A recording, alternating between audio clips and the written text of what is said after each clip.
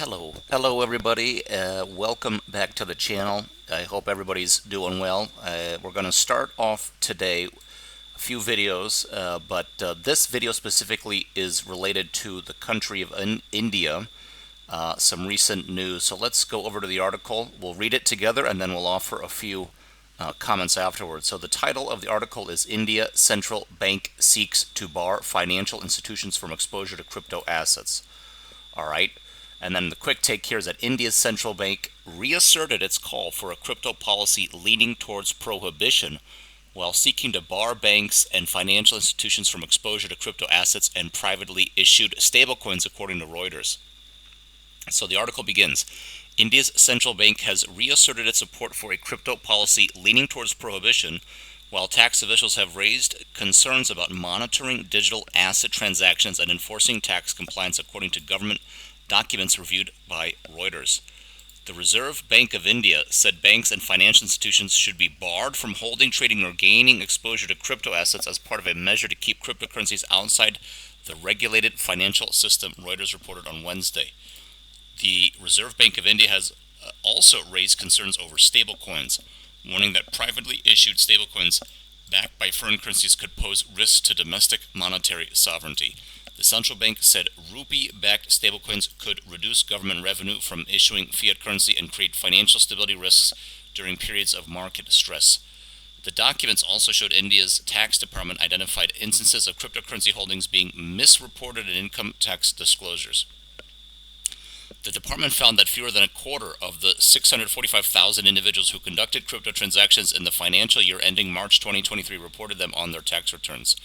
According to the tax department, transactions routed through overseas exchanges and private wallets make it harder to identify beneficial owners and recover taxes, while rupee-denominated peer-to-peer transactions make taxable crypto income more difficult to track.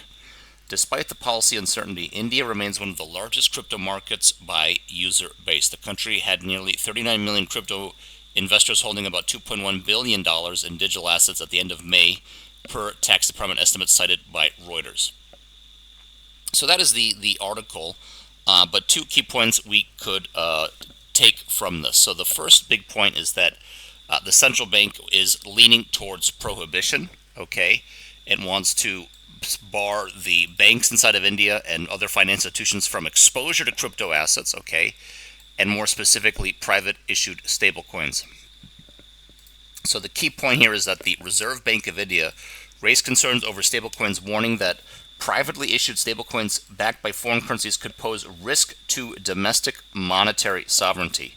In other words, the government of India is concerned that the rupee, which the government themselves have a monopoly on, whether it's fiscal or monetary policy, if you have private, specifically they mention privately issued stablecoins, but if they are Indian rupees, that's a direct threat or a direct competition to a natural monopoly when it comes to the Indian rupee, okay?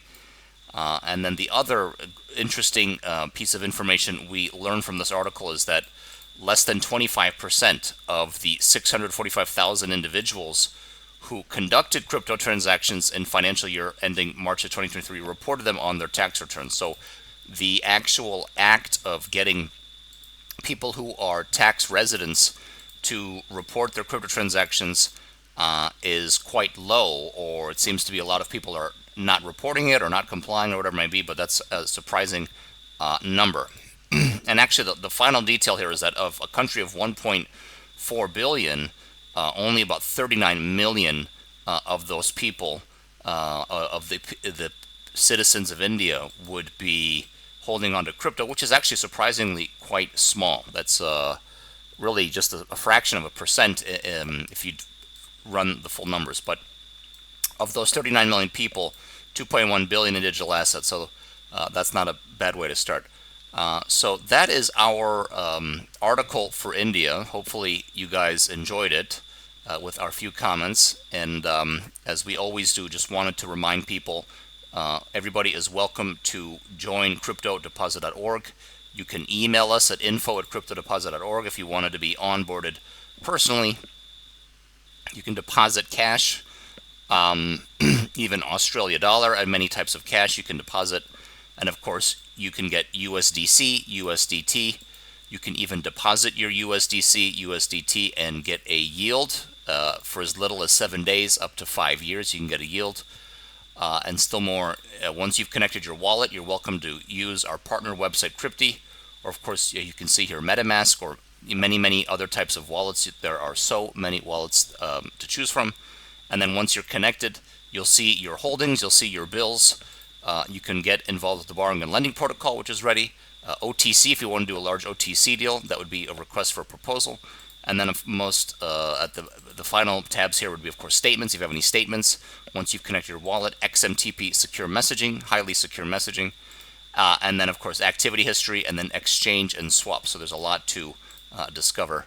If you wanted to read the white paper, we've got the white paper here. There's also a video on the YouTube channel. And there's a bunch of onboarding tutorials on the YouTube channel if you wanted to explore further. So going to end the video here for this segment on India. We've got a few more videos coming up today on a few other topics that we found these past few days quite interesting. So wishing you all a great day, wishing you all a great afternoon or evening, wherever y'all may be. Thank you for visiting the channel, and see you on another video very soon. Have a good one, folks.